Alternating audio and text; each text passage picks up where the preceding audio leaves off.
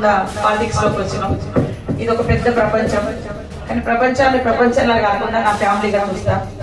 నిన్నటి వరకు నేను నా నియోజకవర్గానికి పరిమితమై, నా నియోజకవర్గమే నా ఇల్లు, నా ప్రజలే నా కుటుంబం అనేటువంటి భావనకు, మీకు తెలుసు కరోనా కాలంలో కానీ లేదా చిన్నతనంలోనే జీవితాన్ని ఇవ్వడానికి సిద్ధపడి పనిచేసినటువంటి వాళ్ళం.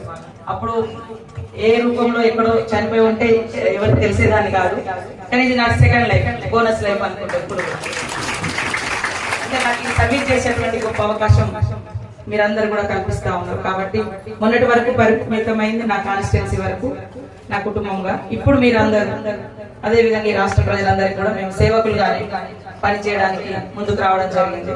ఇది ఒక గొప్ప అవకాశంగా భావిస్తాం.